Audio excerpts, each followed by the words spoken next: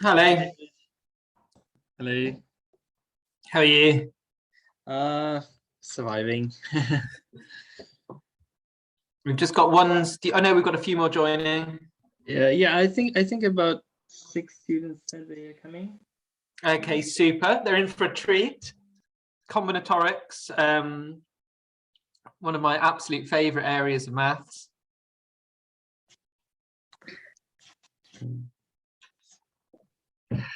Okay. Yeah, we have the regulars today.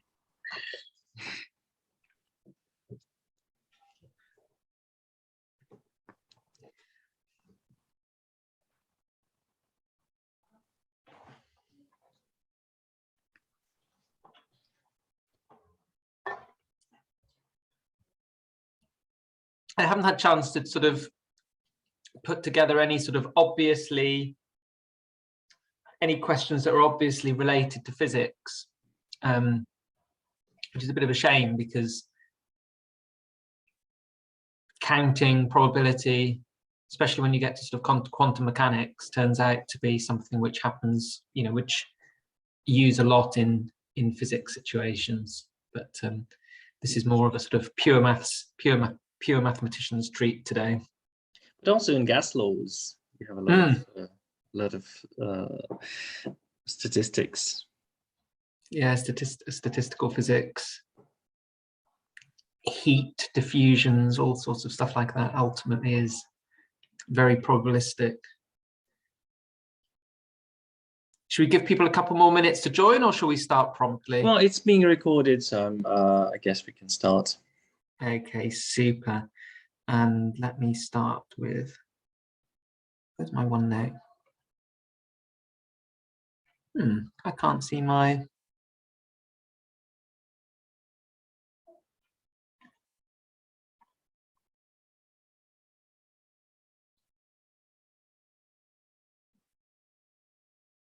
here we are. Okay, is my screen sharing?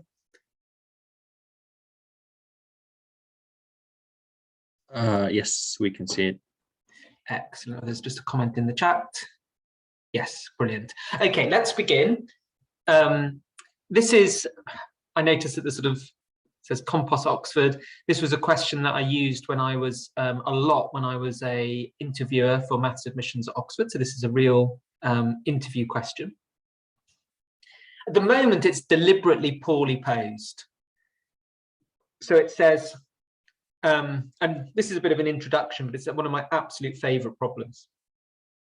So it says, how many different 3-scoop ice creams is it possible to make with 3 flavors? So you go to an ice cream shop, there's 3 flavors, we can call it chocolate, strawberry, and vanilla, and you decide you're going to buy a bowl of 3 ice creams. So you could buy 3 lots of chocolate if you want, that's fine.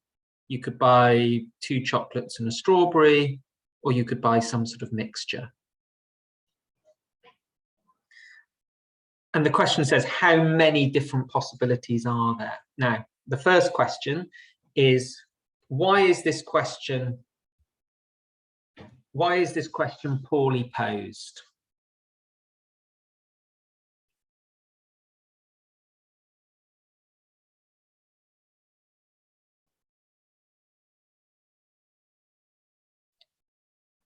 There's an important piece of information at the moment, which it doesn't, yeah. So Mia in the chat has said, does the order of the scoops matter? Okay, so there's 2 different ways that one could conceive of eating an ice cream. You could be a very sort of fussy eater.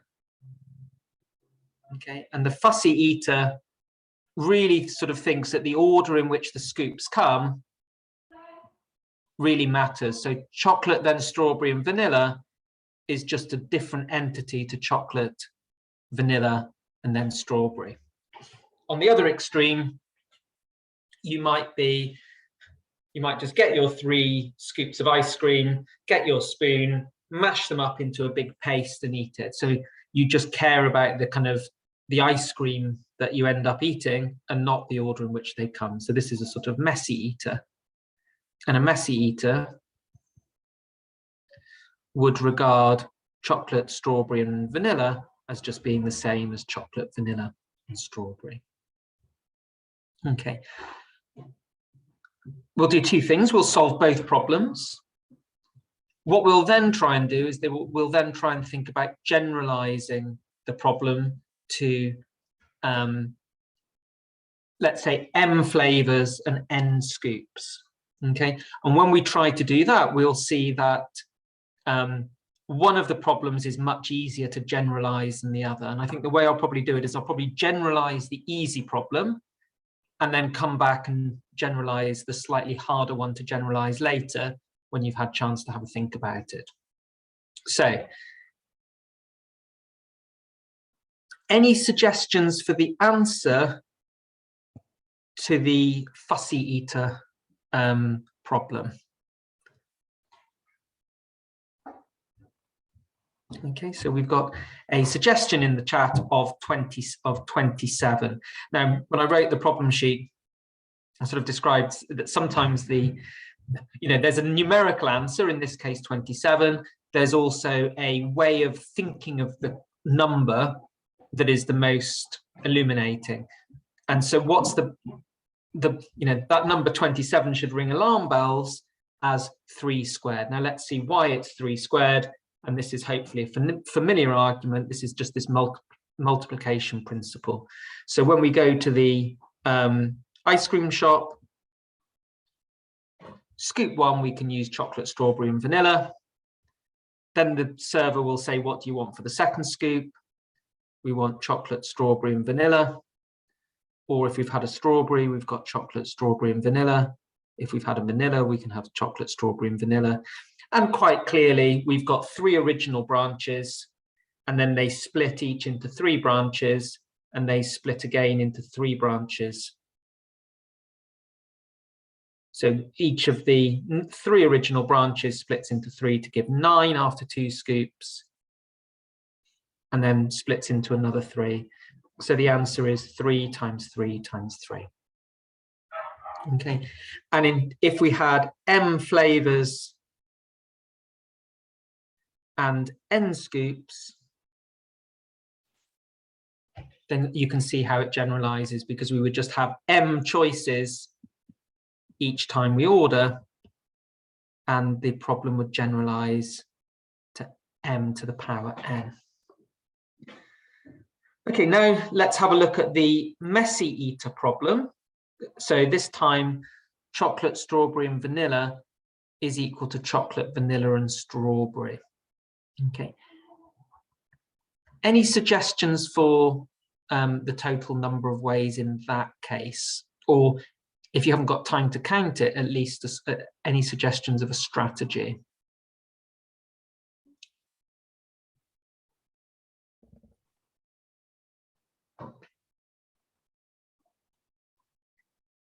It's probably quite hard to do into the chat. Well, one strategy we could look at is we could look at considering the type of ice cream that we order. So one type of ice cream that we could order would just be 3 the same. And if there's 3 the same, we can either have a purely chocolate ice cream, a purely strawberry ice cream, or a purely vanilla ice cream. So there's 3 choices.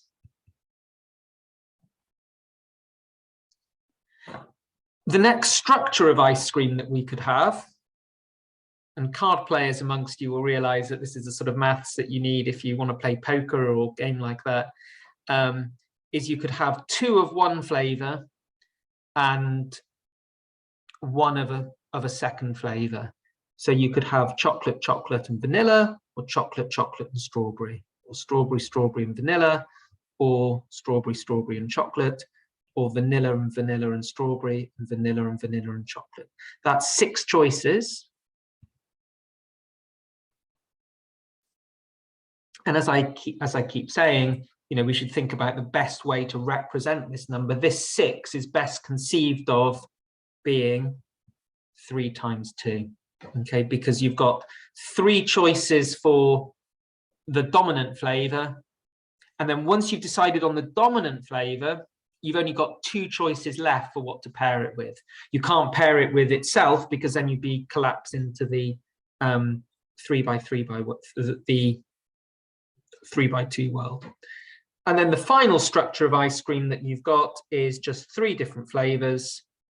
And here, in this world, there's only 1 choice.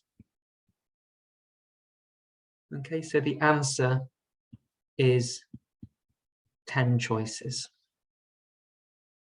Okay.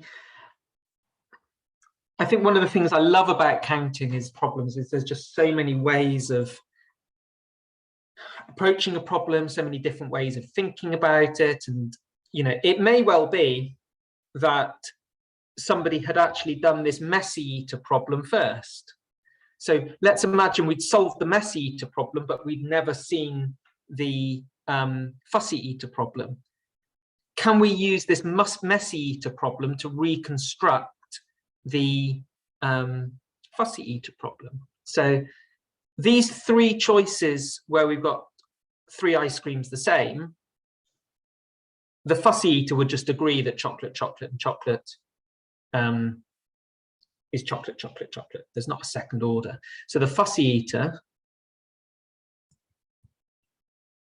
would agree that there's just 3 choices.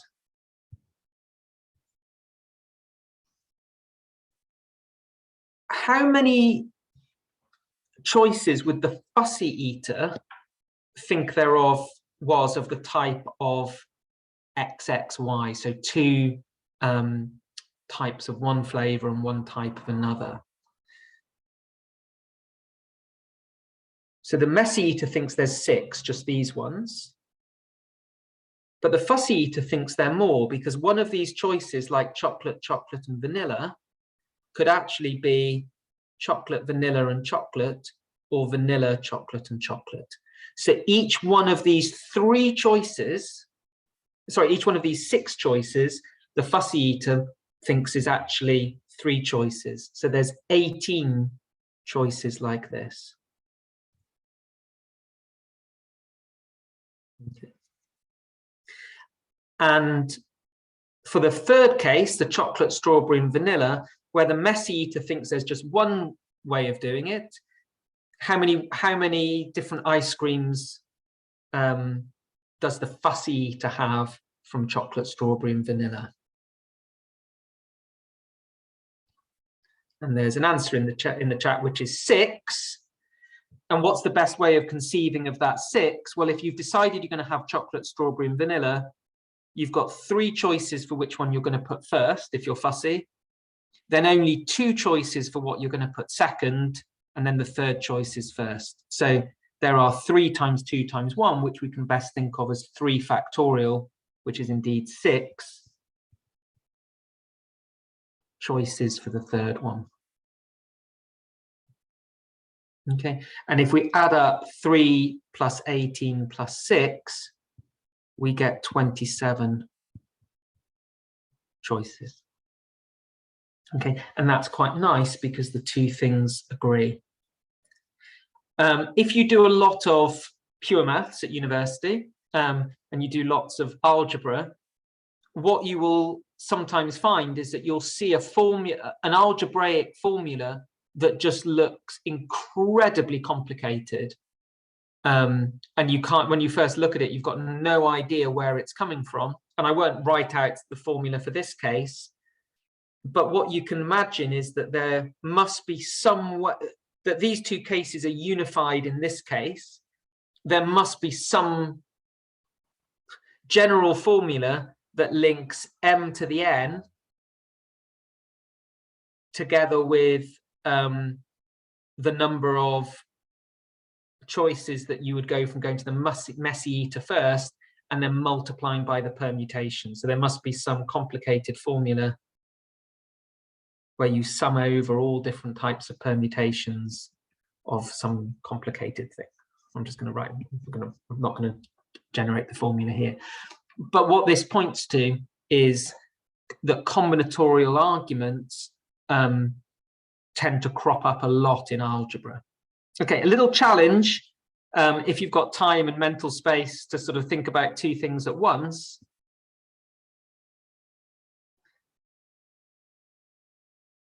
There's 10 choices here for the messy eaters, 3 scoops and 3 ice creams. What would that number 10 be if there were 4 flavors and 3 scoops? Or if there were 5 flavors and 10 scoops? Or more generally, if there were M flavors and N scoops? And I hope to return to that problem at the end. Okay, so that was the ice cream problem. It illustrates some neat ideas. It illustrates drawing a nice picture like a tree. It illustrates the sort of systematic thinking. It illustrates the importance of thinking about whether order matters, whether order doesn't matter, and just, you know, just lots and lots of counting ideas contained in that problem. So before moving on, does anyone have any does anybody have any questions about that question? Or just put a thumbs up if you're happy for me to move on.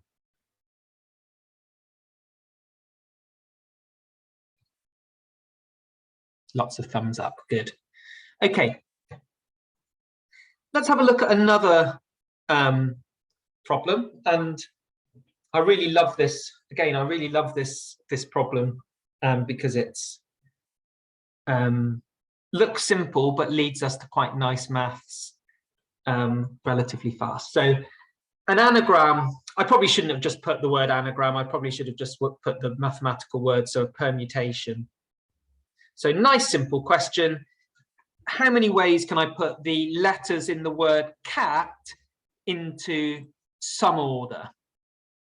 So it doesn't need to be a word in the English language, it just needs to be some ordering of those 3 letters. Yeah, 6, excellent. And I like someone who put in the chat 3 factorial in brackets 6, because the best way of thinking of it is 3 factorial, because you pick the first letter, that leaves 2 choices for the second letter, and then the third letter is forced. So boat is going to be 4 factorial, which is 24. Why is boot not 24?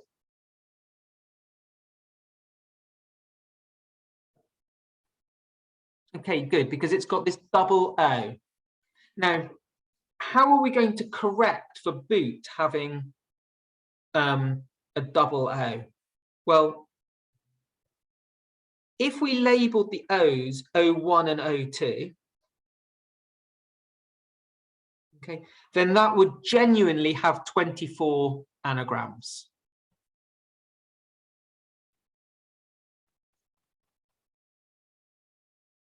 Okay, and let's imagine we listed them all out, but I'm going to list them out in a sort of clever way. I'm going to list them out. So I'm going to put anagrams next to one another, which actually just give rise to the same word.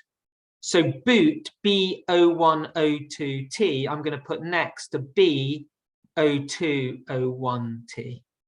So on the left-hand side, I'm going to put the O's when they're in numerical order, and on the right-hand side, I'm going to put them when they're in the opposite order. Okay, and then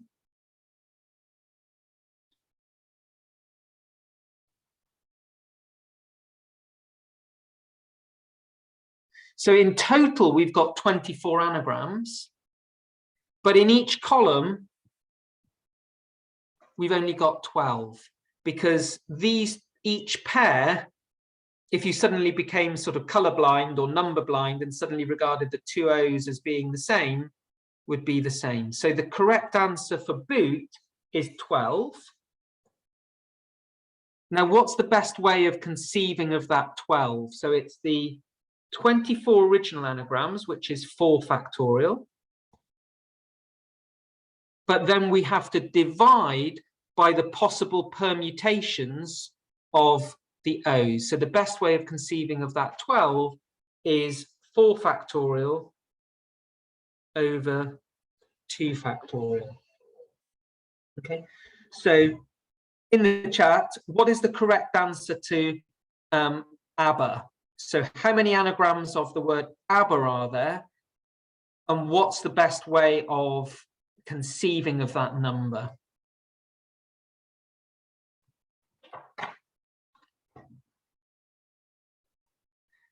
Okay, so there are indeed, as it says in the chat, 6 anagrams of ABBA. Okay, now why do we end up with 6? So here, if we just consider the word ABBA and decide we're not going to change anything, then we can permute the A's in either order. So we could put A1 first or A2 first. But for each order of the A's, we've also got 2 orders. We could also swap the orders of the B's. So there's 2 anagrams where it goes A1 and A2, because you can have either order of the B's. And then 2 anagrams where it goes A2 and A1, because you can have either order of the B's. So ABBA, the right way of conceiving of it is 6, and that's 4 factorial over 2 factorial, 2 factorial. We'll skip out Apple. Again, now I'm much more interested in I'm not that interested in the final number, but how many anagrams would there be of the word banana?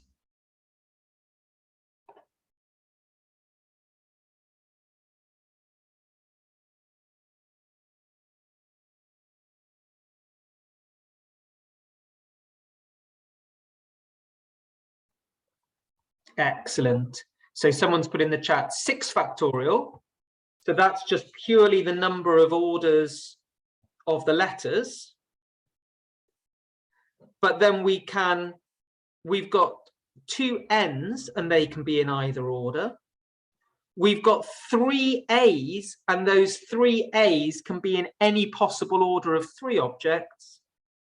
So we've got 3 factorial orders of the A's.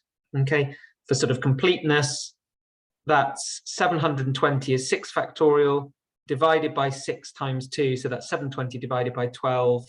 So that is 60 anagrams. And then finally, mathematics. How many anagrams of the word mathematics would there be?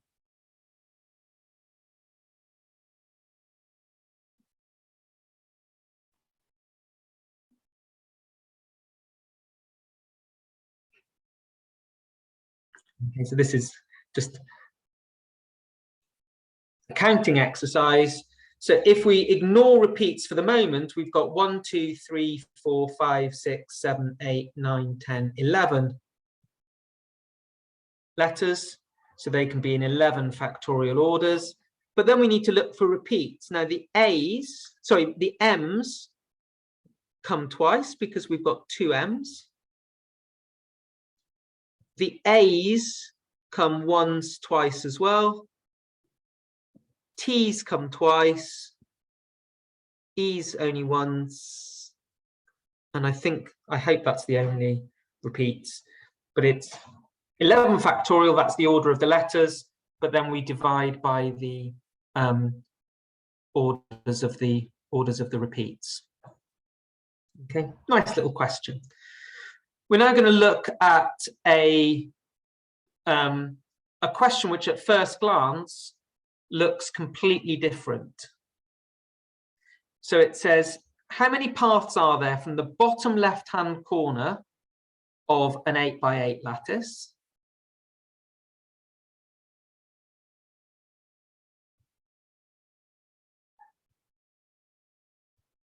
Okay, so we're starting at the bottom corner, and then we're going either right, oops, this is a bit thick.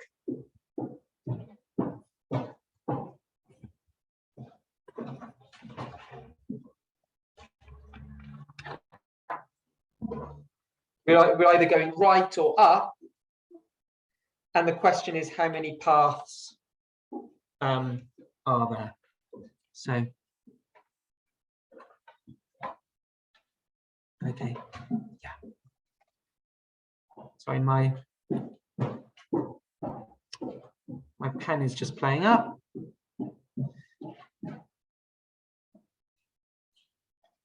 Okay, so a path which goes right or up could look like this.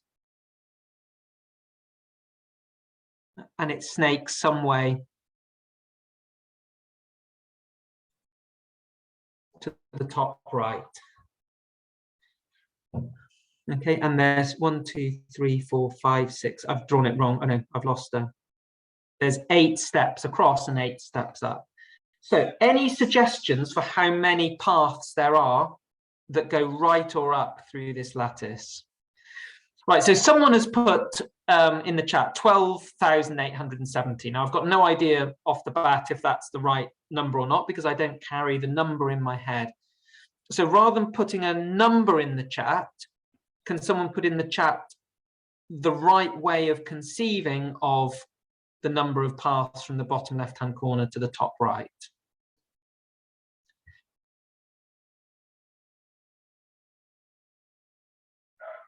And I'll give a clue. The anagrams gives a nice way of thinking of it. So let's consider a path that goes. Let's consider the path that I've just drawn. Okay, so it goes right twice, then it goes up, then it goes right, then it goes up, then it goes right 3 times, then it goes up, then it goes right twice. And that's 1, 2, 3, 4, 5, 6, 7, 8 rights. And then it goes up, I guess, 5 times. Okay, so this is one path.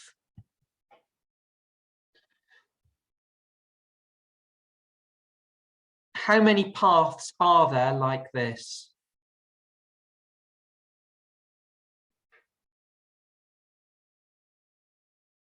Yeah, so we need to count all the paths that go from the bottom left to the top right. Well, this is just like an anagram. So this is just a 16-letter word. So there's 16 factorial arrangements of the letters, but there's 8 arrangements of the R's, sorry, 8 factorial arrangements of the R's and 8 factorial arrangements of the 8s. So the right answer is 16 factorial over 8 factorial, 8 factorial. We could do something a little bit simpler. Okay, if we had 1, 2, 3, 4 across and 2 ups, then there's 6 letters in total, 4 rights, and 2 and then 2 ups. Now we've counted it via anagrams. And again, this is why I enjoy counting problems. Can anybody give me a different way, ideally along with an explanation of these terms, 16 factorial over 8 factorial, 8 factorial, and 6 factorial over 4 factorial, 2 factorial? Where have you seen terms like that before?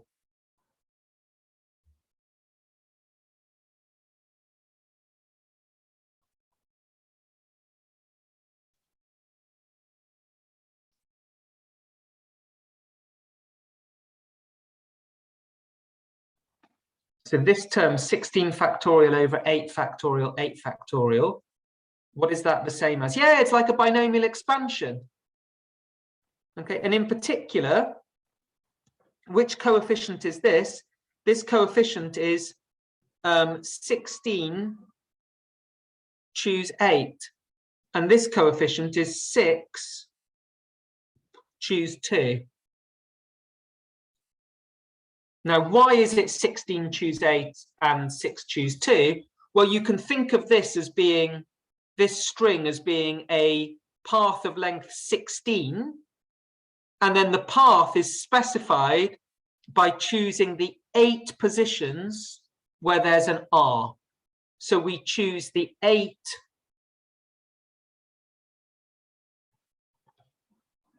R's from 16 possible positions.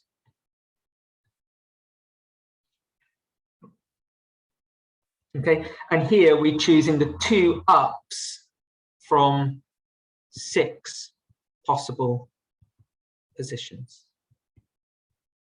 Okay, so we get these binomial numbers, we can think of them via anagrams. Now, a different way of thinking of this question, and one which, if we'd done this sort of sheet in the sort of in the kind of proper way, where you actually had time to think for yourselves. Oops, wait a minute.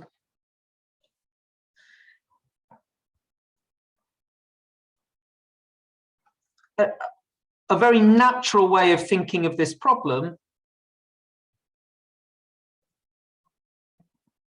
is to work recursively.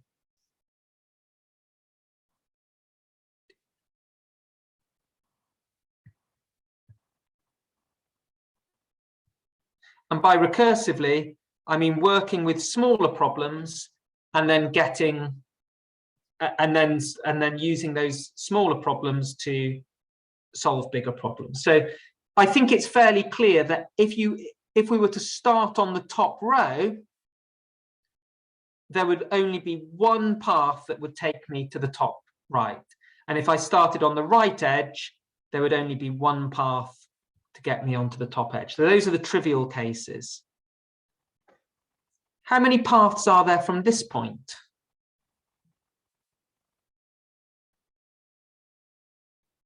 Okay, well, from this point, I can either go up and across, or I can go across and up. So there's 2 paths. From this point, I can either go up, where there will be one path, or I can go across and then do either of those 2 paths. So from this point, there's one path if I go up, 2 paths if I go right. And so from this point, there is a total of 3. From this point, there's one path if I go up, 3 paths if I go right, so there's 4. And that pattern continues. Down this edge, we just get by symmetry the same numbers. What about from this point? We can go right and there's 3 paths. We can go up and there's 3 paths, so there's 6 here. And sorry, my daughter is thirsty, so I'm just going to need to get her a drink. But in the meantime, while I just get her a drink, maybe I shouldn't give a hint. Can you tell me where you start to recognize these numbers? 1, 1, 1, 1, 2, 3, 4, 1, 3, 6, and so forth. And I'll just get my daughter a drink.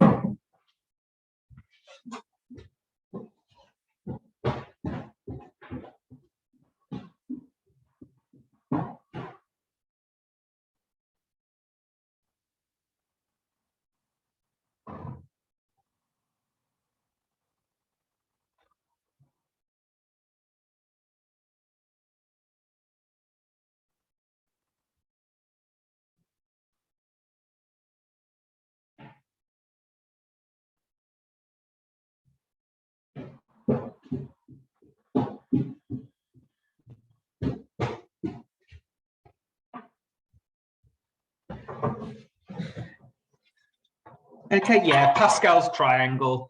And again, this is why I love combinatorics, because it all fits together. Because why are we getting Pascal's triangle? We're getting Pascal's triangle because Pascal's triangle contains these counting numbers. And what we can see here is the reason we get Pascal's triangle is that we get the recursion that we get from Pascal's triangle, where we get a new number by adding 2 numbers in the row above. Okay, I'm just going to jettison this sheet for a moment. I'm going to scroll down to the bottom, and I'm going to look at a lovely problem from the UK Maths Olympiad for Girls 2018. So the first part of the problem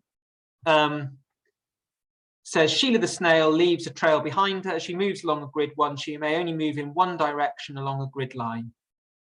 let B, C, and D be the number of different trails Sheila could make while moving from A to B, C, and D respectively. Explain why B equals C plus D. Okay, and that's just helping us to get that recurrence that we got before, because every single path to D can then be appended by U, and then every path to C can be appended by right. Okay, so the total number of paths to B is just the number of paths to C plus the number of paths to D. So we get that recurrence that we've had before. So this is where all the meat is on the question. So it says, Ghastly the Ghoul lives in a haunted mansion with 27 rooms arranged in a 3x3 cube. He may pass unhindered between adjacent rooms, moving through walls or ceilings. He wants to move from the room in the bottom left corner to the building to the room farthest away in the top right corner, passing through as few rooms as possible. Unfortunately, a trap has been placed in the room at the center of the house, and he must avoid it at all costs. So the ghoul is living in a cube, and so the cube has 3 layers.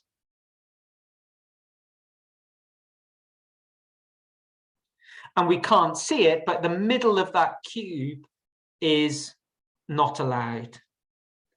So how many distinct paths through the house can he take? Now, I'm just going to show 2 ways of counting this, okay, for your comparison.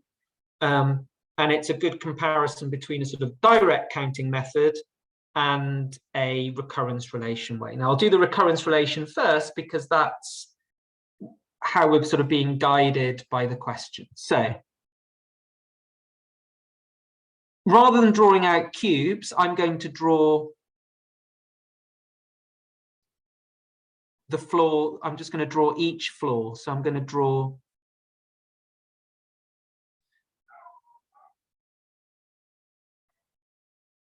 the top floor, the bottom floor, and the top floor, the middle floor, and the bottom. And I must remember that I'm not allowed in the middle of the bottom floor. So what I'm going to do is I'm going to count the number of paths that Ghastly can take to each point. So firstly, there's 1 path to any of these points because he can only go right.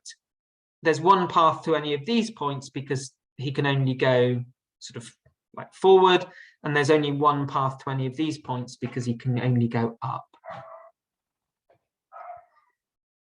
To get to this point in the middle of the bottom floor, he can either go this way or this way, so we just add up those 2 ones.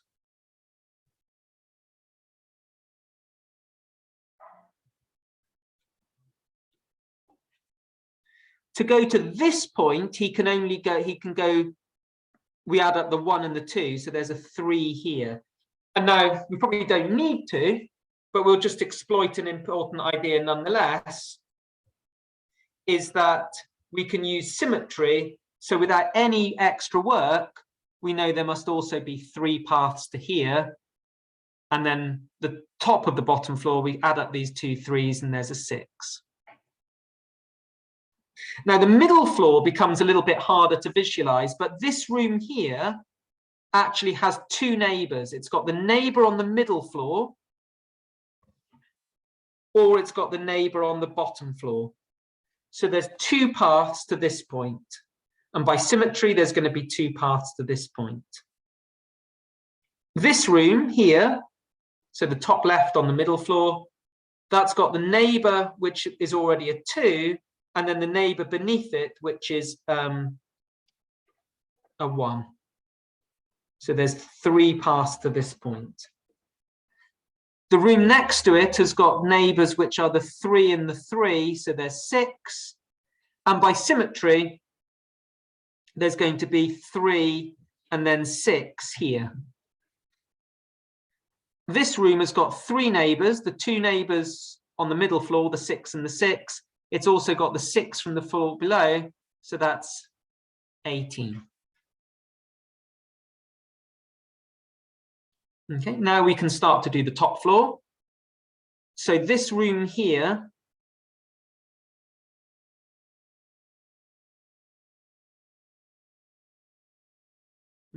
has got two neighbors, the one to the left and then the two from the floor below. So there's three paths to this point. And by symmetry, there must be three paths to this point. You can see the symmetry is becoming a little bit better now in terms of you avoiding mental gymnastics. This room has got a 3 next to it on this room here, sorry, in the top left, has got the 3 next to it and the 3 below it. So there's a 6. This room hasn't got a room below it. So it's just the sum of the 3 and the 3. By symmetry, by symmetry, this one is another 6. Then this room is the 2 6s next to it and the 6 beneath it. So that's 18. If you've got a good 3D awareness, that's also symmetry with this 18. And then the 3 18s give 54. Okay, so a recurrence relation idea gives 54 ways, and that's an Olympiad level maths problem. Okay, let's look at a slightly different way of doing it, because I think combinatorics is very amenable to looking at different ways. So let's first of all forget about the trap in the middle of the middle floor and just conceive of any path that will take Ghastly through the house. So Ghastly needs to take 3 upward steps, 3 rightward steps, and 3 forward steps. Okay, and so this is any path that will take him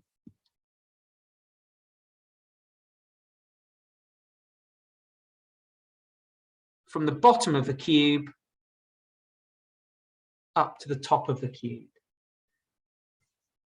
How many paths of that type will there be?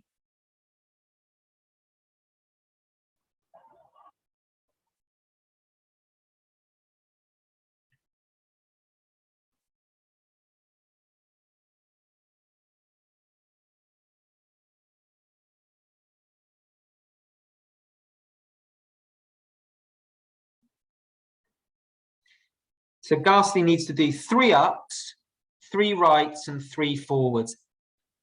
Okay, and we've got 9 factorial over 3 factorial. In the chat it's written squared, but it's 3 factorial cubed, yeah, because there's 9 letters in total, that's the 9 factorial.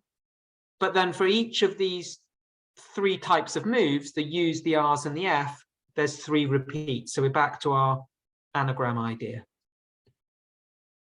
Okay, so we need to try and simplify this number.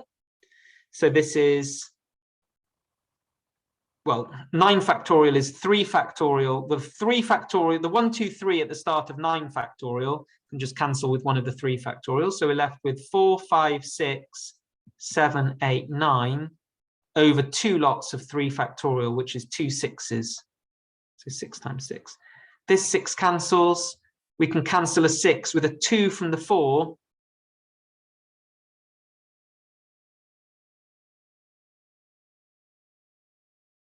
Sorry, I've made a mistake, haven't I? Sorry, Ghastly, there's slightly fewer moves than that because he only needs to go up twice and right twice. Sorry. 3 cube, but it only needs 2 steps.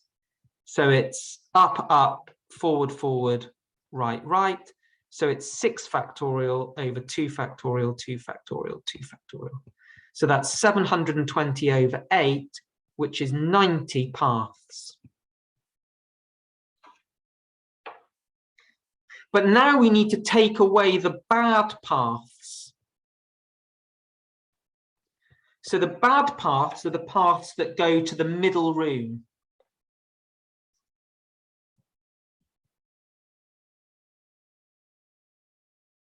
And so how many of these 90 paths go through the middle room? Well, notice that we need that bad path will do two things. It will go from the bottom left-hand corner into the middle room, which will be some order of going up, forward, and right in some order. That will take it to the middle room. Then it will need to go from the middle room to the top right-hand corner, which again will be some order of up, forward, and right. So this is the number of paths to the middle room. And any of those paths can be strung together with a path from the middle room. But how many orders of up, forward, and right are there?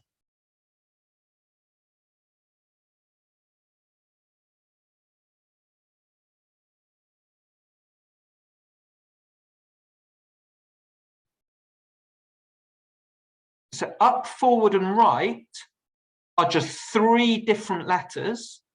So the ways of putting them into order is just 3 times 2 times 1, 3 factorial. So there's 3 factorial, which is 6 paths into the middle room. And then any of those 6 paths can be strung together with any of the 6 paths, again, 3 factorial from the middle room. So 3 factorial times 3 factorial is 6 times 6, which is 36. And those are the bad paths. So how many good paths are there? Well, we've got the 90 paths in total, and we're taking away the 36.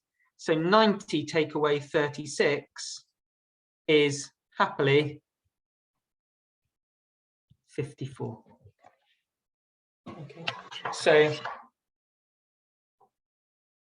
there are 2 ways of counting these paths, and happily we get the same answer both ways.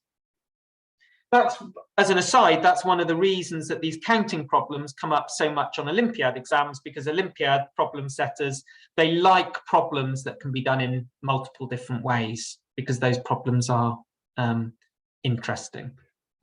This question, as it appeared in 2018, steered you towards this recurrence relation idea, but I know some candidates did it by this anagram method as well. Okay. I know I get excited when I'm talking about combinatorics, so I hope I'm not going too quickly. I'll just take a little bit of an opportunity at this point to pause and see if anyone's got any questions, or if anyone wants just to put a thumbs up to let me know that they're happy, and then we can move on. Good. We've got lots of happies. Notice that in contrast to sort of other sheets, much less so than other areas of maths, I'm not classifying the problems. I'm not saying this is a problem of a certain type, this is a combinatoric sort of like NCR question, this is an NPR number. You can see that each counting problem is some way unique, and you really need to think of it as a puzzle. And within the same question, sometimes you will be using choose numbers, sometimes you'll be using perm numbers, and you just need to really be constantly thinking. Okay, let's move on to the next problem that I had in mind, which I wanted to look at some of these problems. Now, I put this on the problem sheet, and this is a way of thinking which is probably going to be most new to you. And this is what I alluded to earlier when I said that there are results from algebra that can be used by thinking in a counting way. So I'm going to prove this result B for you first, because A was on the problem sheet. I'm going to prove this result NCR times R is equal to N times N minus 1 C R minus 1. Now, I know what everyone's going to yell at me. why can't we just do this the way that we've always done things? Why can't we just do this by algebra? So we know that NCR is n factorial over r factorial n minus r factorial. And if we multiply by r, we can just cancel the r with the final r, which comes from r factorial. So we could write NCR times r as n factorial over r minus 1 n minus r factorial. And we can play the same game on the left. We can consider n minus 1 c r minus 1, and we can multiply by n, and that gives me n minus 1 factorial over r minus 1 factorial n minus r factorial. That's my n minus 1 c r minus 1. And then I multiply by n, and now when the n minus 1 factorial hits the n, we just multiply up to n factorial over r minus 1 factorial n minus r factorial. And there should be a factorial there. Okay, now this style of proof of just algebraic manipulation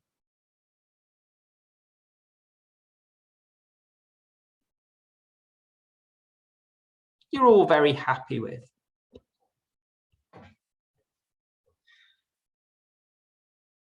But the further you go into sort of combinatorial identities, the harder that approach comes. And I think that there's a real tipping point between B and C, where I think C would be very difficult to be done in the style of algebraic manipulation.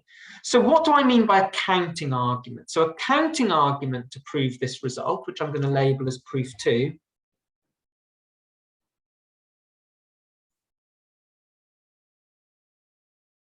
is a counting argument.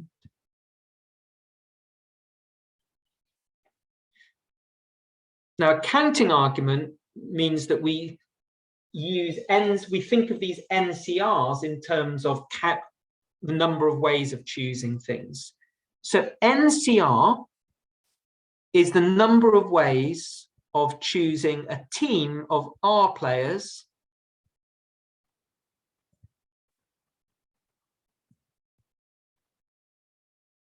from a squad of N players. That's this one. What about R? If we've chosen a team of R players, there are R ways of choosing one of those players to be special. So R is the number of ways of choosing a special player, let's call him or her a captain, of a team of R players.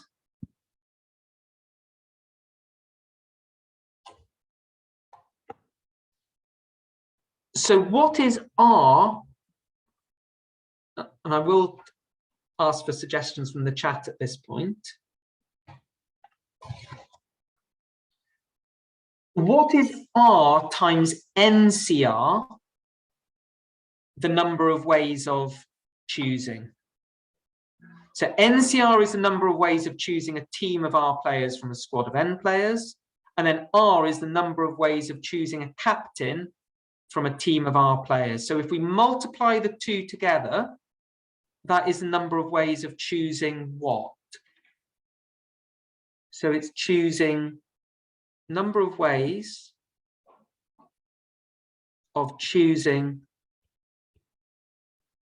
a team of R players with a captain.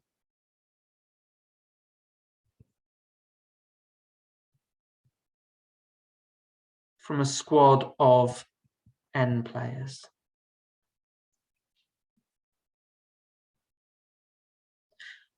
But how, can somebody tell me a different strategy of choosing a team of R players with a captain from a squad of N players? So here we've chosen the team first,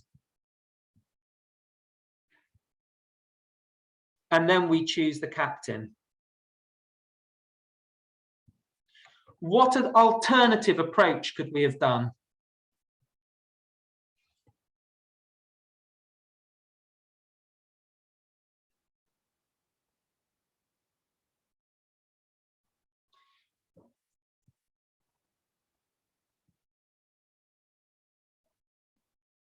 So we could have, so how else could you choose a team of R players with a captain from a squad of N players? So picture all the players lining up in front of you. What you could do is you could then pick out the one player in the squad who's going to be the captain. So you could say, you come over here, you're going to be the captain. In how many ways could you have done that? So we could have picked the captain first. But if we pick the captain from the squad, we can just do that in N ways. But what we can then do after we've picked the captain,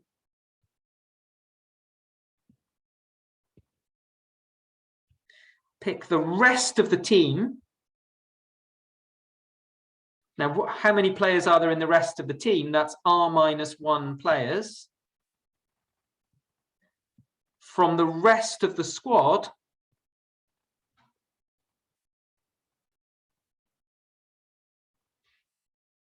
and there's now N-1 players left in the squad because we picked the captain. So the number of ways of picking the rest of the team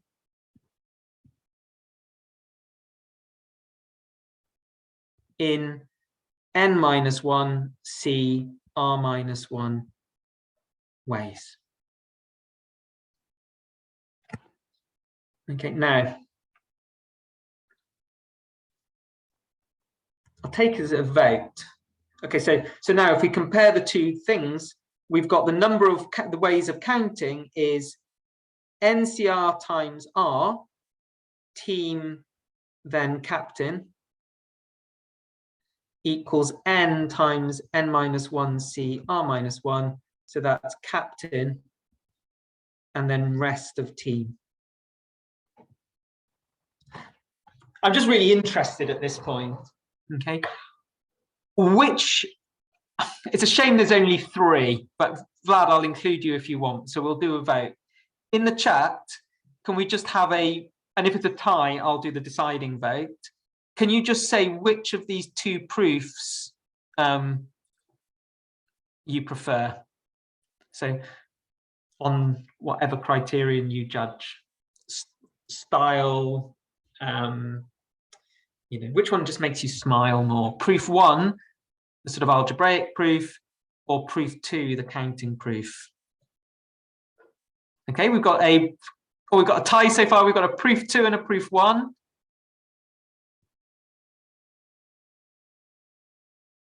Oh, we've got 2 proof 2s.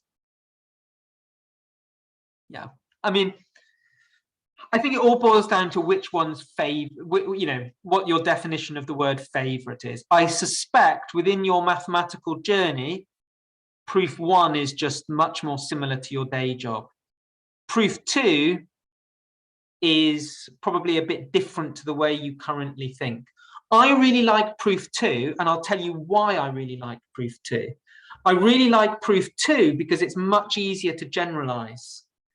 So I can straight away write down, because I didn't just need to choose the captain, did I? I could have chosen the defense. Okay, so I could choose a team of R players from a squad of N, and then pick the defense by picking D players from the team of R. So that's now picking a team of R players and a defense of D players. But I could have achieved the same thing by picking the defense from the squad of n, and then picking the rest of the team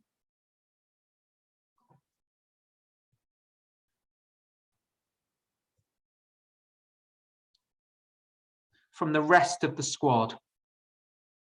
Okay, and this,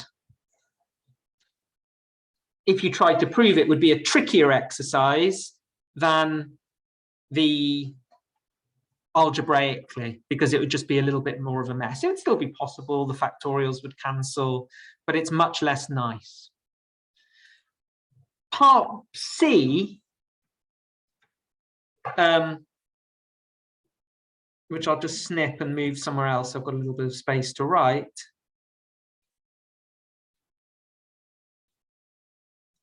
I think the algebraic approach, just purely using the NCR formula, would be much harder. Oh, this doesn't tell me what it wants to prove. Sorry, so part C is to prove that this expression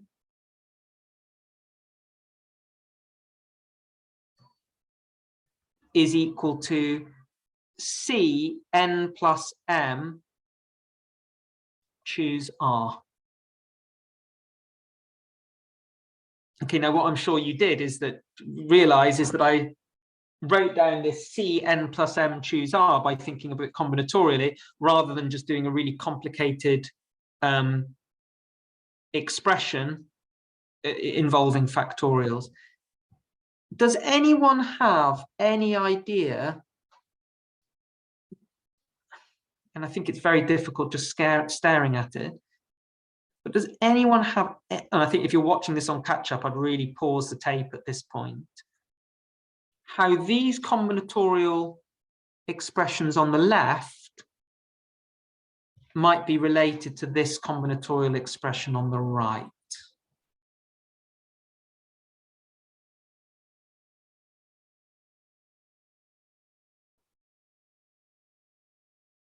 Well, there's good. So I'm going to answer, there's a wonderful question in the chat which asked about proof 2, and it said, what kind of logic ideas did it take you to pick this scenario with the cap?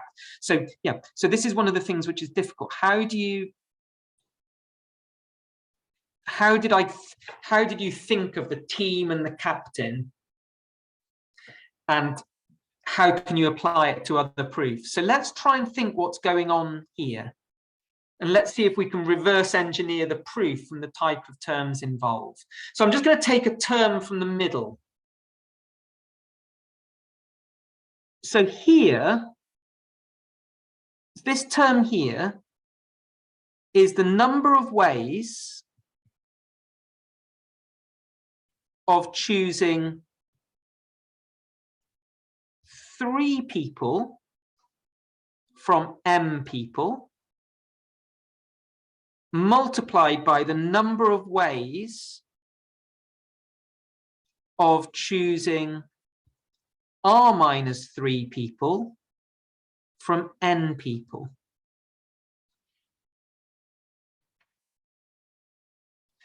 Now notice that this is a multiplication. So this is like, we know from the multiplication principle that this is the number of ways of counting one type of thing, then the next type of thing.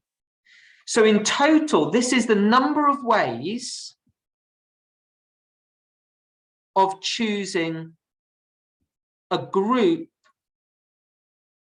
of, the number of ways of choosing a group of 3 people of type M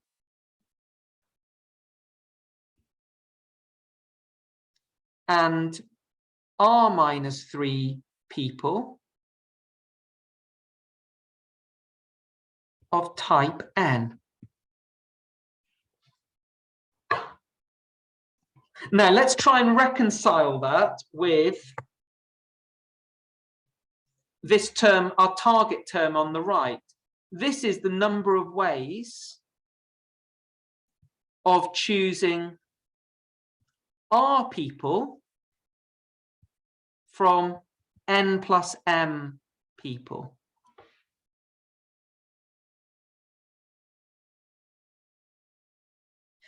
Now, I think if you stare at this long enough, maybe let's take these N and M people to be two different types of people. Okay, left-handed people and right-handed people, or men and women, or just two types of people. Cn plus m choose R, so this term on the right, is just the number of ways of choosing a group of R people. But then what you could consider is how many of each different type you have. So what's this term? This term is just, let's say N is left-handed people, or the number of left-handed people, and M is the number of right-handed people. This term is just the number of ways of choosing R left-handed people.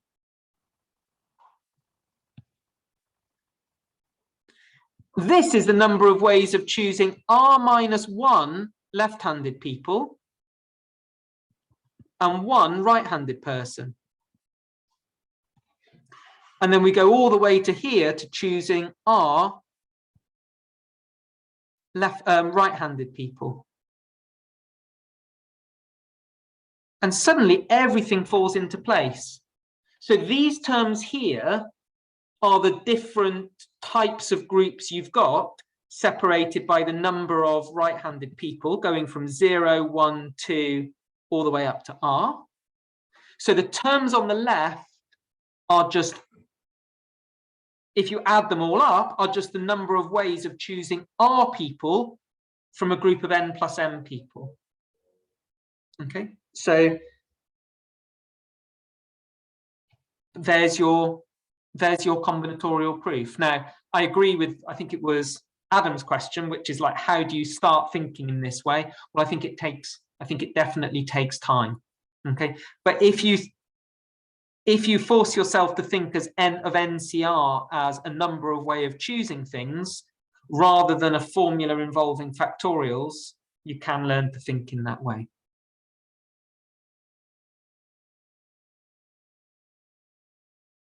Okay. I appreciate those combinatorial proofs are sort of new to people. Does anyone have any questions at this point?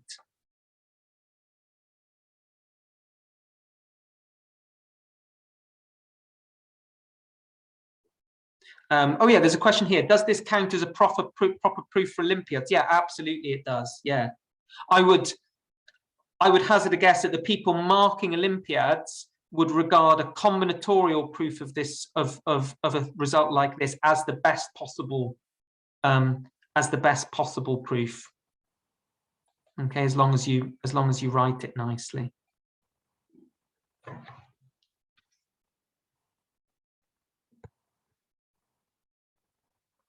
Actually, does anyone have a different idea of how they could prove this identity in identity C using a completely different style of reasoning?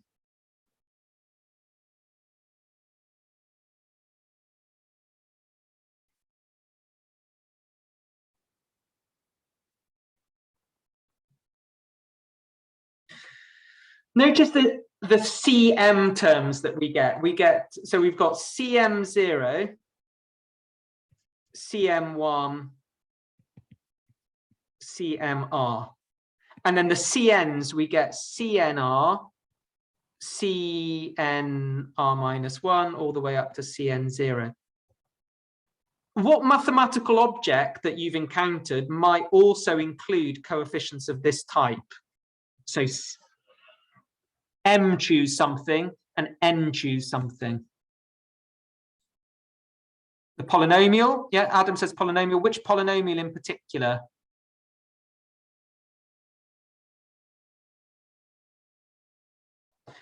Which special polynomial has coefficients which are M choose something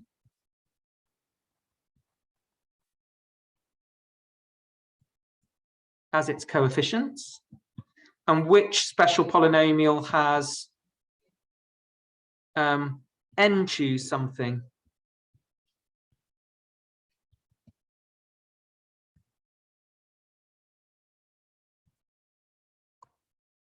as its coefficients.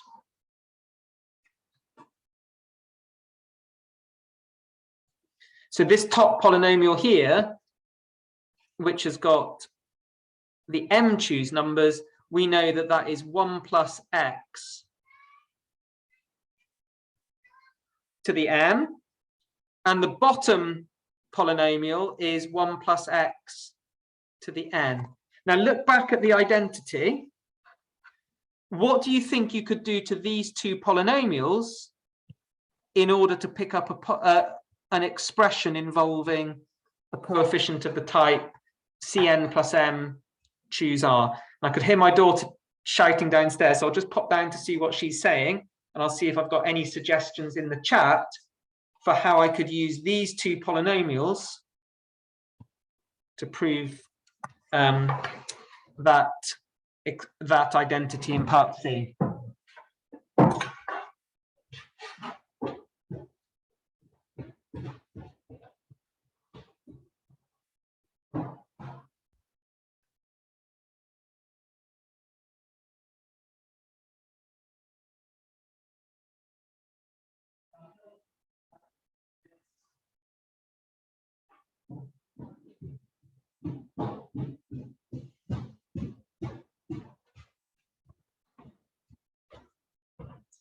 Let's see if there's any suggestions in the chat.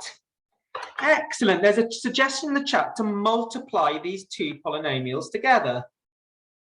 So if we consider 1 plus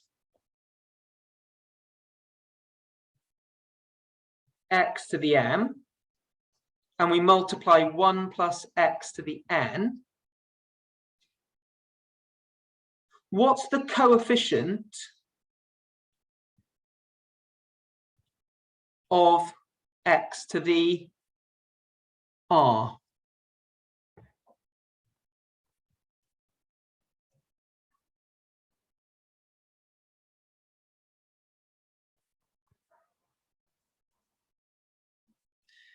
So to get a coefficient of x to the r, we could have the units coefficient in the first polynomial hitting the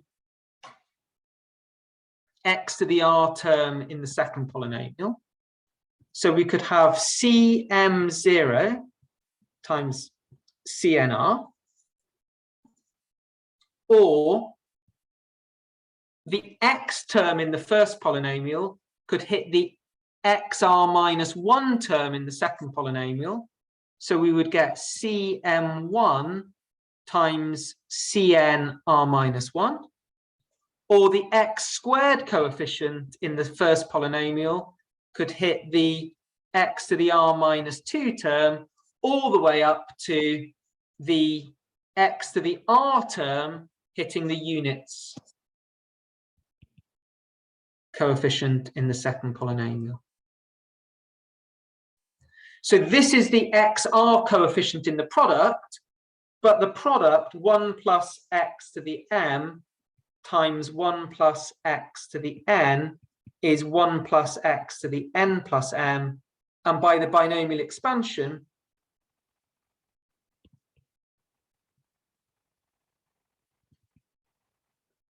this has xr coefficient of n plus m cr. Okay, I'm going to throw a third proof into the mix. So this proof is proof 3, and this is using binomial expansion. And again, using whichever criterion of favorite you have. What's your favorite style of proof? So style 1 is over here, the algebraic manipulation. Style 2 is the counting argument. And now proof style 3 is using a function like the binomial expansion. Which proof do people find the snazziest? So we've got 2 votes still for 2.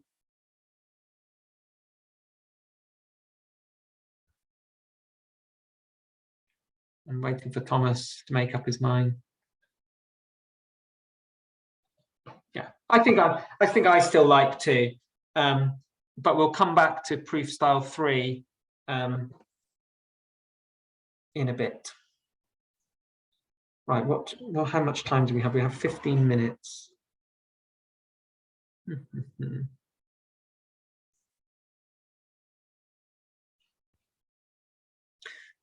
Okay, I think in the last 15 minutes, I'm going to return to the messy eater problem with the ice creams.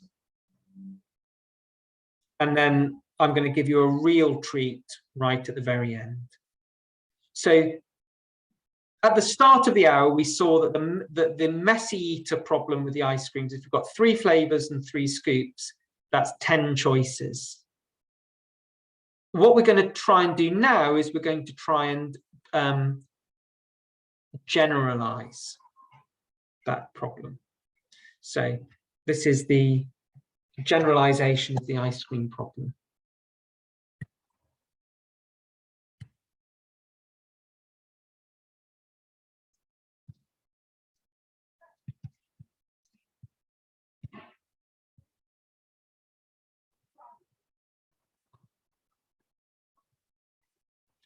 So let's again think of this 3 flavors and 3 scoops.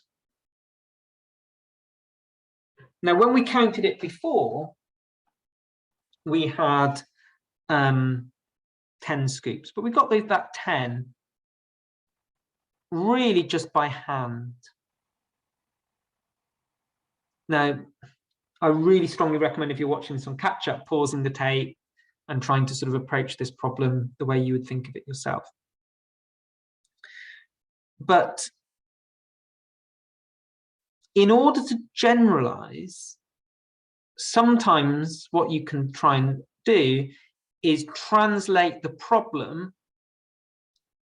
into a different format, and into a format that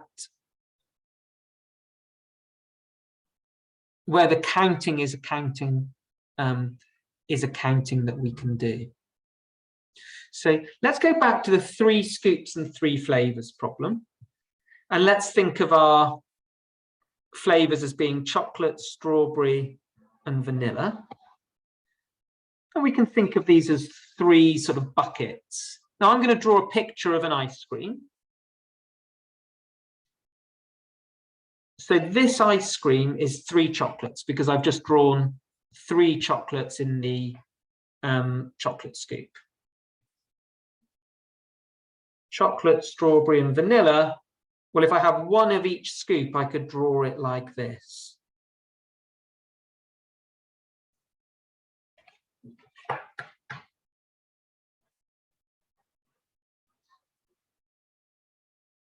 Why does this picture solve, or why does this idea solve the 3 flavors, 3 scoops problem?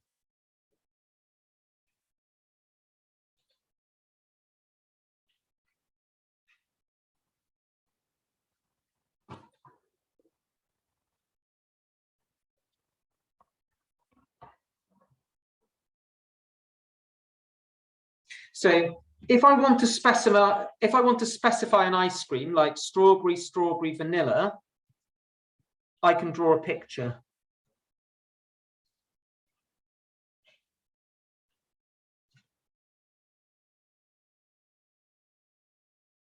How many pictures like this can I draw?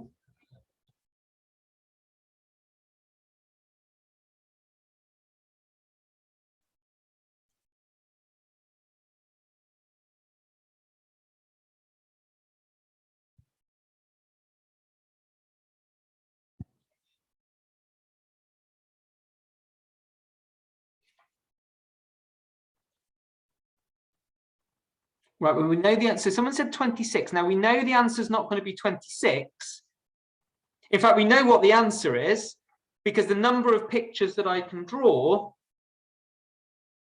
is the same as the number of ice creams that there are. So the answer is going to be 10. So the answer is 10, but as I keep telling you, we don't want the answer 10, we want the right way of conceiving of 10. So someone said we can approach it like we did with the anagrams. So how did we approach the anagrams? We thought of the number of symbols, and then we considered the number of repeats. So in a picture like this that I've just drawn, how many symbols?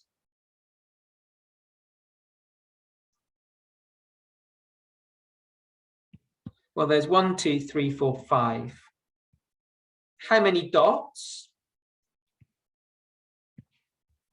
Well, there's 3. How many lines? 2. So how many anagrams are there? There's 5 factorial over 3 factorial, 2 factorial, which we could conceive of as being 5 choose 2, because it's just choosing, or let's say 5 choose 3. It's choosing the 3 positions for the dots. Now all we need to do is generalize. So in general, how many dots? This 3, where did that 3 come from? Well, that 3 is just the number of scoops, which I'll call S. Where does this 2 come from? Well, there's 3 flavors, but there's only 2 dividing lines. So 2 is the number of flavors minus 1. And so the 5 is scoops plus flavors minus 1. Okay, so the general S scoops from F flavors is scoops plus flavors minus 1, choose scoops. So in this case, that would be 3 plus 3 minus 1, choose 3, which is 5 choose 3, which is equal to 10. Okay.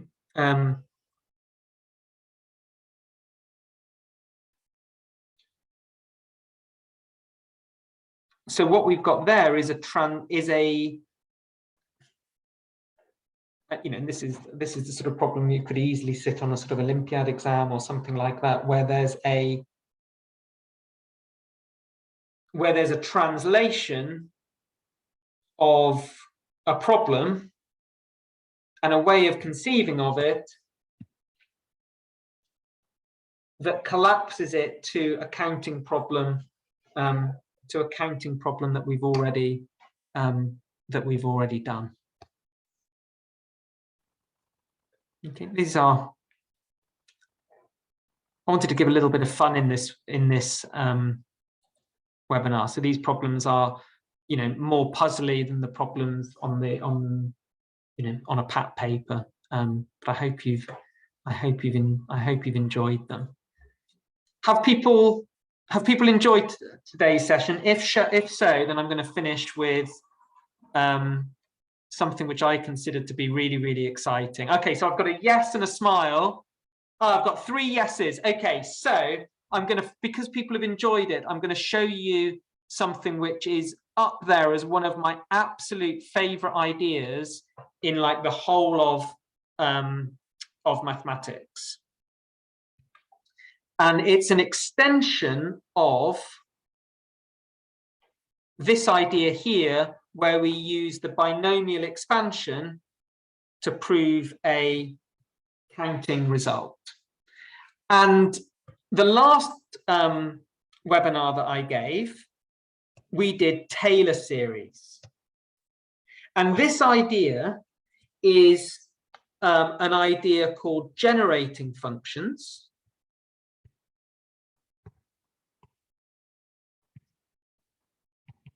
And the idea is to try and understand a counting problem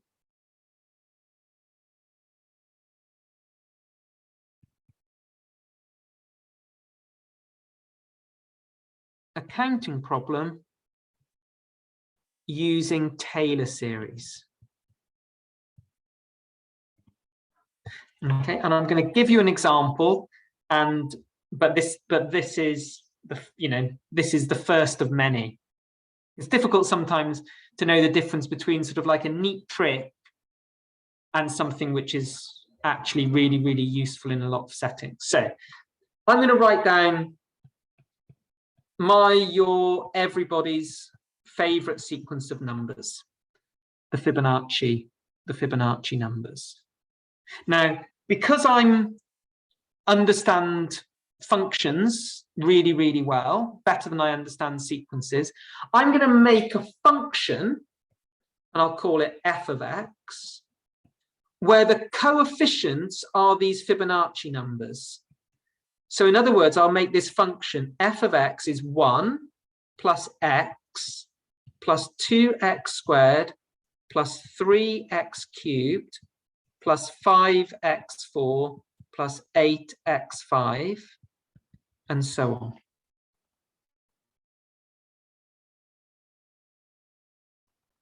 So this is a Taylor series. Now, if I could find this Taylor series, a little bit like the Da Vinci Code, yeah? If I wanted to send like a secret message to someone, I wouldn't need to send this infinite list of Fibonacci numbers. I could just send this Taylor series, and it would contain within it, secretly hidden, all the Fibonacci numbers. So the trick is to try and find this function fx. Now, I know that if I add two successive Fibonacci numbers, I get the next Fibonacci number. So a way of adding two Fibonacci numbers, if you think about it, is if I multiply x by fx, it just shifts the series along. So I get x plus x squared plus 2x cubed plus 3x4 plus 5x5, and so on. So the multiplying by x has just shifted the coefficients. But this now allows me to add these two Taylor expansions.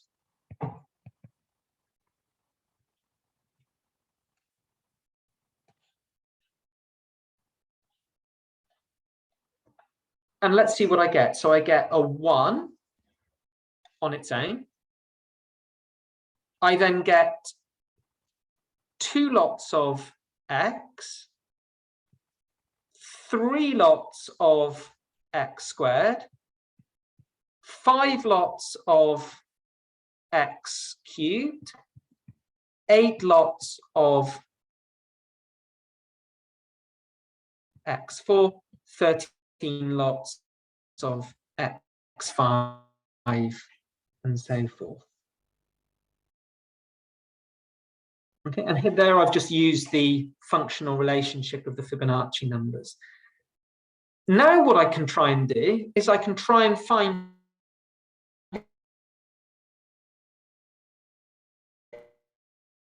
fx by very similar, but the coefficients are in the wrong place. So I've got a 3x squared, whereas fx had a 3x cubed. So if I multiply this expression that I've got by x, so I've got f of x, x fx plus x squared fx, then I get x plus 2x squared plus 3x cubed plus 5x4 plus 8x5, and everything's back in line. So I've just got fx, but the only thing I'm missing is I no longer have the initial 1. So this is equal to f of x minus 1. And if I do a little bit of rearranging, I get f of x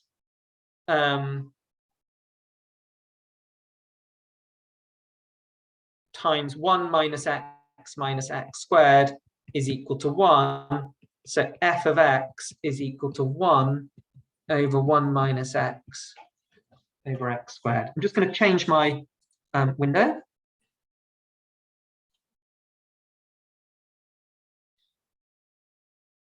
And I'll just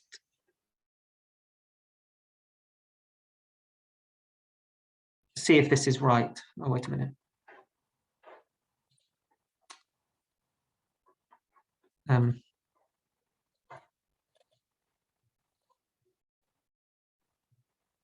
Okay, so, oops. Sorry, let's share again. Okay, so if I look at the Taylor expansion, so the series of 1 over 1 minus x squared, and I'll do it in x's, and I'll do the first 10 terms. So this is just giving me the Taylor series. You can see that the Taylor series of this function 1 over 1 minus x squared is got coefficients 1, 1, 2, 3, 5, 8, which is the and I'm going to leave with an exercise because we've hit half past. I'm going to go back to my OneNote.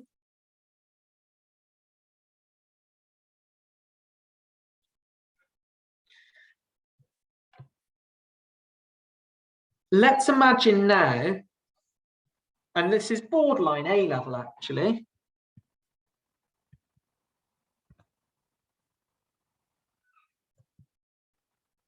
How would you, if someone just asked you to find the Taylor series of 1 minus x squared, how might you go about that?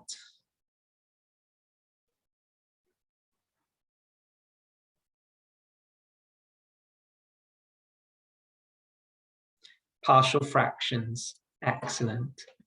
Okay, so if we were to factorize 1 minus x squared as 1 minus alpha x, 1 minus beta x, okay, and I've put the alpha, notice where I put the alpha and the beta, but as you've got that factorization, you could then partial fractions it, and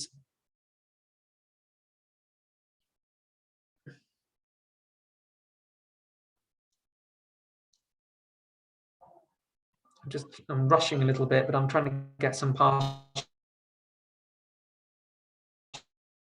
fractions expansion here. So you don't have to be any x's. So you'd want something like this, and then 1 over beta minus alpha. Because that would give you beta, yeah, something like that. And then you could partial fractions it because you've got the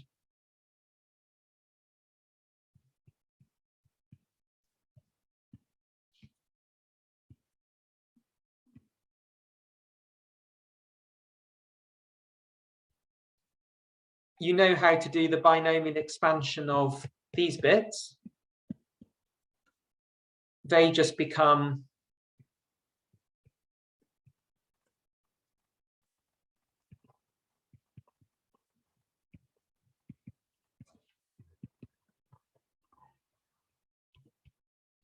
I'm rushing, so there might be mistakes here.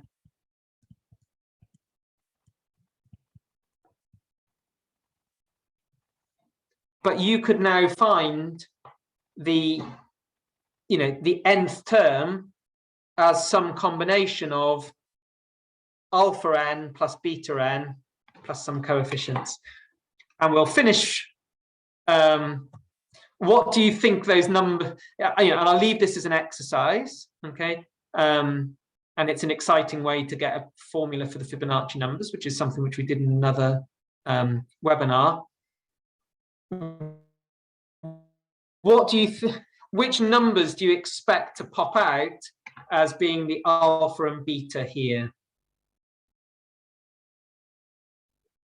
The golden ratio. Yeah, and it does indeed turn out to be the golden ratio. Just to sort of see why. If you consider the roots of this polynomial x squared minus x minus 1, the roots are the golden ratio and phi conjugate. So this idea, generating functions, is a way of encoding sequences as a Taylor series, and it turns out to be extremely powerful, especially within the branch of mathematics of probability theory. Okay, so we've run a little bit over. I hope that you've enjoyed today's puzzles, problems. I'm sure it's given you plenty to think about. I'll share this PDF, and this PDF, I'll share the problem sheet, which has got some other nice problems, on it. Looking at it's got some very, very nice problems indeed. Okay, so I will stop sharing my screen, and I'll just go back to the call, and if no one's got any questions, I will say goodbye. Oh, there was a comment in the chat which said, thank you, the last problem was particularly fun. So was that the generating function, which you're going to go away and have a look at, or was it the ice cream problem encoding it as the dashes and dots? It was the generating function. Yeah, have fun playing around with that. Yeah, and enjoy generating functions. Very, very, very beautiful idea in maths. One of those ideas I wish I'd come up with. Oh, thank you. It's been nice doing some different maths. Yeah, very, very pure maths. Very, very, very pure mathsy and sort of puzzly today. But that's kind of the nature of combinatorics. You know, I think it is the sort of question where it's a topic where it's hard to kind of categorize problems, and so you need to think about each problem on its own terms rather than trying to spot, oh, is that NCR or is that NPR? And I hope you've seen lots of counting ideas along the way. Are there any applications of counting problems? Yeah, definitely, especially in sort of quantum mechanics, looking at, you know, counting sort of different paths between different energy levels. Probably the biggest application is random walks and diffusions. So counting the we counted the number of paths like through our grid. You can also count the number of paths that a molecule could take from one point to another point if it was just walking randomly, and that gives you a sort of diffusion. So you can use these sort of counting ideas to model diffusion, like the spread of heat, and it turns out to be also very, very many applications in finance. And I've already hinted at one application early on, which is in sort of card games. You know, when we counted the ice cream flavors by counting the number of 3 of a kind, and then 2 of one flavor, 1 of another, and then all different flavors. Those are the same calculations you would use if you were playing a game like poker and counting the number of ways of getting a full house. You know, so the number of ways of getting a full house would be, you choose the suit. So a full house in poker is when you get 5 cards, 3 of one type, 2 of another. You would say, right, I'm going to choose the type of card that I have 3 of. So there are 13 different types of cards. So that's the 13 ways of choosing the card that you have 3 of. Then you're going to choose 3 out of 4. So you would do 13 times 4 choose 3, which is just 4, because it's the same as choosing the card you don't have. So it's 13 times 4. Then you've got 12 choices for the card that you're going to have 2 of, but there you're choosing 2 out of 4, so you do 4 choose 2, which is 6. So if you get to know these combinatorial numbers, you can count the number of full houses. So it would be 13 times 4 times 12 times 6, and whatever that comes out as.